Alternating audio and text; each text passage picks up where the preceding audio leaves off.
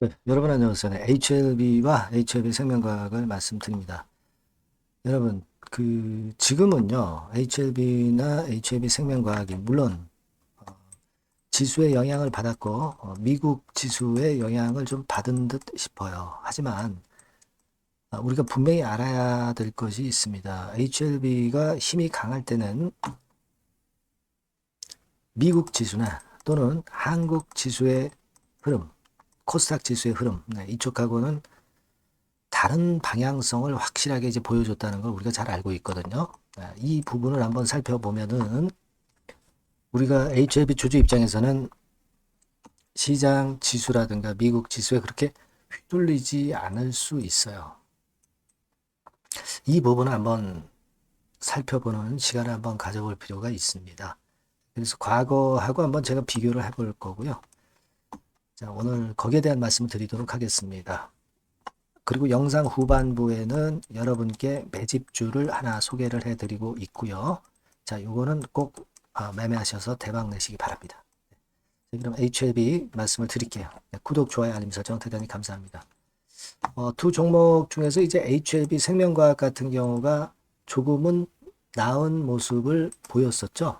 네, HLB 생명과학 같은 경우는 장중에 좀 더 올랐다가 상승폭이 둔화된 그런 모습이에요. 그죠?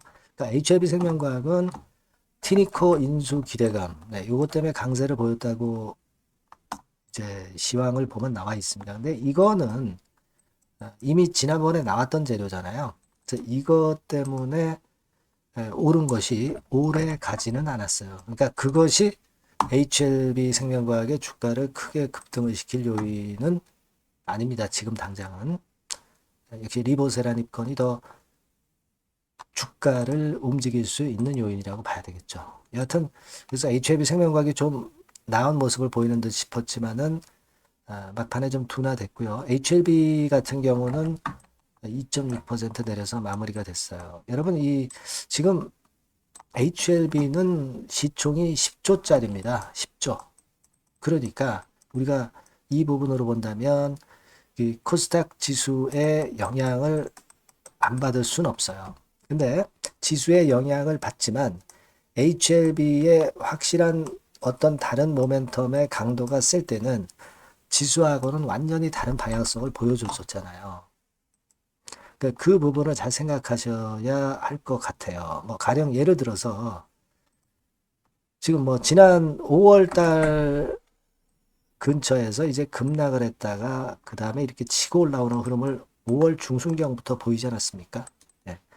이때 당시에 여러분 코스닥 지수 같은 경우는 슬금슬금 이제 내려왔죠. 네, 슬금슬금 내려오는 그런 패턴을 보였습니다만은 HLB는 바닥을 찍고 이런 식으로 커브를 그렸어요. 그러니까 이 HLB는 리버세라닙을 보고 가기 때문에 당연히 리보세라닙 관련한 확실한 모멘텀이 있으면 이런 행보를 보일 수 있다는 거잖아요.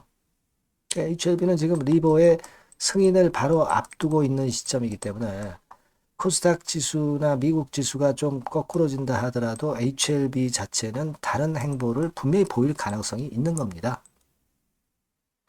오늘 같은 경우는 물론 미국 지수나 우리 지수의 영향을 좀 받았죠. 네, 그건 왜냐하면은 승인은 여하튼 3월이기 때문에 지금은 물론 이제 물량들을 다 갖고는 있지만 그렇다고 지금부터 쭉 날아가는 그런 패턴을 보이지는 못하고 있죠.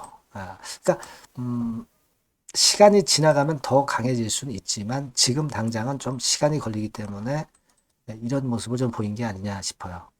전에도 말씀을 드렸지만은 이 8만 원 선 라인대의 매물은 별로 크지 않다.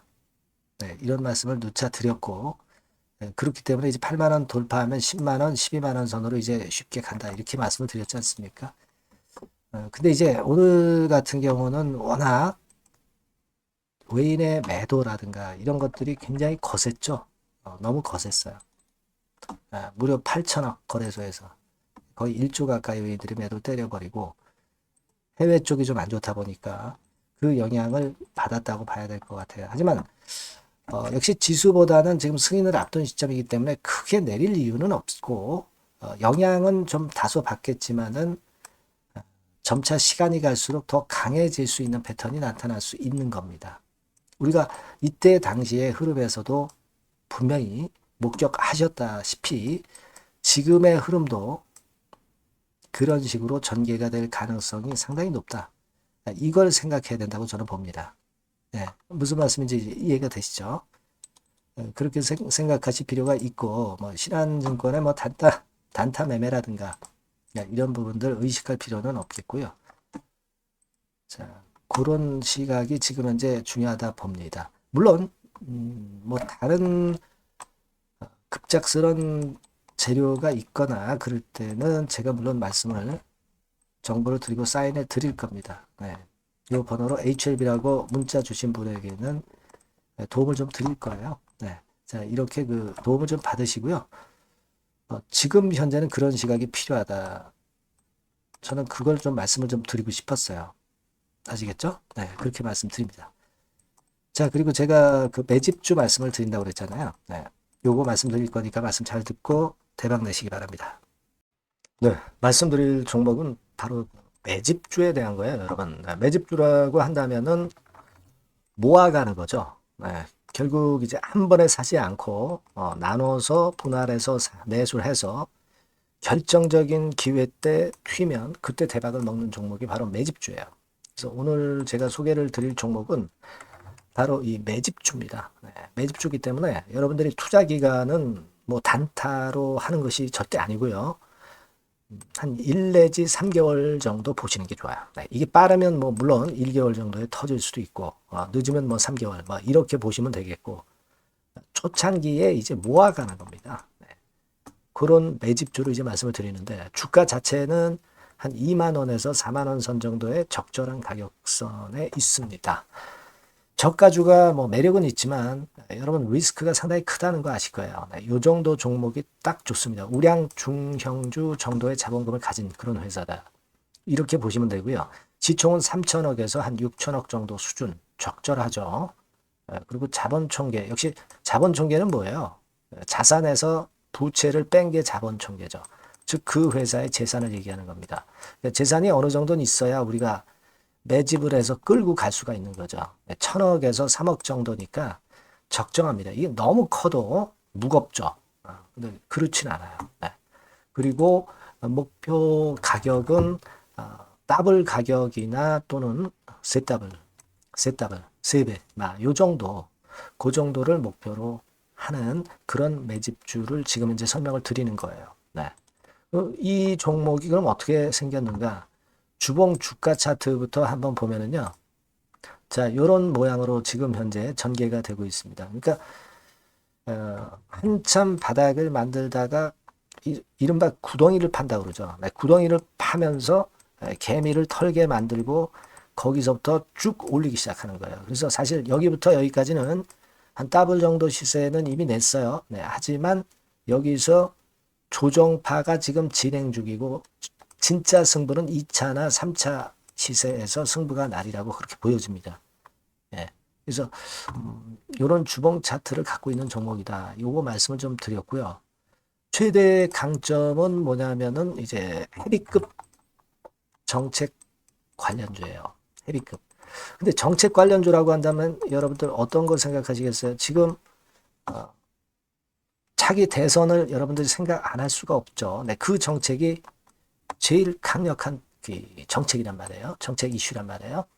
뭐 사실 여러분들 잘 아시겠지만 인물 해석 관련주들이 대부분 다 움직였어요. 그러나 정책 관련주는 지금 현재 움직이지 않고 있고 이게 뜨면은 더 클 겁니다. 정책 관련주의 이점은요. 인물 테마의 강도가 죽으면 바로 제자리 가지만 정책 관련주는 절대 그렇지 않습니다. 조정을 받아도 큰 폭으로 아주 급등하지 않은 이상은 자기 자리를 잘 사수를 해요. 그러니까 좀 방어적인 이점도 있는 가운데 큰 시세를 기대해 보는 거예요. 요건과 관련된 헤비급 정책 관련주 대장이라고 저는 말씀을 좀 드리고 싶어요. 그겁니다. 그러니까 최근 시장 어렵잖아요. 최근 시장에 휘둘리지 않아야 될 거 아닙니까? 그런 종목을 제가 요 정책 관련주 중에서 선택을 했고요. 아까 우리가 본 대로 재무 실적이 역시 안정적이라는 거. 네, 이 부분인데요. 네, 여러분들께 이제 그림을 하나 보여드리면, 표를 하나 보여드리면, 연간 실적 같은 경우가 계속 영업이익 꾸준히 잘 나고 있어요. 그러니까 보통 이제 테마주 그러면은 실적도 형편없는데 주가만 위쪽으로 크게 올리기 때문에 그 후유증이 엄청 크잖아요. 근데 요게 강점이 있단 말이에요. 그러니까 리스크가 전무하다는 얘기예요. 네. 요게 일단 강점으로 볼 수 있다. 이렇게 좀 말씀을 좀 드리고 싶고요. 그리고 여러분 제가 현금이 이 기업이 얼마나 있는가 요걸 한번 봤더니 네, 현금성 자산이 한 1,000억에서 3억, 3천억 정도. 네. 요 정도를 보유하고 있어요. 그러니까 아무런 하자가 없다는 얘기죠. 네, 아무런 하자가 없어요. 그거 우리가 꼭 생각하셔야 된다. 이 말씀을 좀 드리고 싶어요. 네. 그거 말씀을 좀 드리고 싶고요. 그리고 그 외인 기관 매매 같은 경우는 비교적 이제 안정적인 것을 확인할 수 있었어요. 이를테면 이런 정도 상황입니다. 지금 네, 초록색이 기관이죠. 그리고 빨간색이 외인, 파란색이 개인입니다. 이 외인 기관 매매의 영향은 좀 덜 받아요. 그래서 외인이 사거나 팔거나 기관이 사거나 팔거나 그렇게 크게 영향을 안 받습니다. 이 외인 기관 매매는 우리가 중점 변수로 보지 않으셔도 되는데 그렇다 하더라도 외인 기관 매매가 상당히 안정적이라는 걸 확인할 수 있고요. 특히 최근에 기관이 순매수 강도가 엄청 셉니다. 요거는 나쁘지 않은 거죠. 외인 기관 매매는 너무 신경을 안 쓰시되 지금 현재 동향도 괜찮다 이거예요. 네, 그겁니다, 여러분. 아시겠죠? 그러니까 요 종목은 아까 말씀드렸던 대로 이제 매집주입니다. 매집주는 살살 모아가면서 결정적인 기회에 대박을 터뜨리는 전략이 유효한 종목이고 그래서 이 매집주를 여러분들께 소개를 드리는 거예요.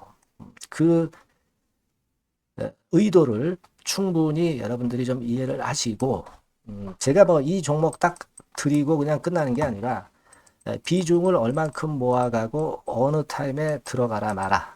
그리고 어느 정도 시세가 났을 때 여기서는 비중을 어느 정도 떠는 게 좋겠다. 이런 세부적인 전략까지 말씀을 드릴 거예요. 시장이 혼자 팔 때 돌파구가 될 수 있는 종목이고 가장 베스트 수혜받을 섹터 공략하는 것이 지금 시장에 맞습니다. 실패 시에 타격이 작아야죠. 재무실적 안정주에서 선택을 해야지 엉뚱한 데서 우리가 쪽박을 당해서는 안 되죠. 네, 그겁니다. 타점과 비중 전략을 정확히 드릴 거고요. 모아서 크게 터뜨리기 좋은 베스트 종목이라고 저는 자신합니다. 네, 여러분께서는요. 이 번호로 내 집주 이렇게 문자 주시면 제가 자세하게 그리고 확실하게 케어를 하면서 끌고 갈 말씀을 드리도록 하겠습니다. 여러분들 꼭 참여하셔서 대박 내시기 바랍니다. 매집주라고 문자를 주세요. 아시겠죠? 네. 여러분 감사합니다.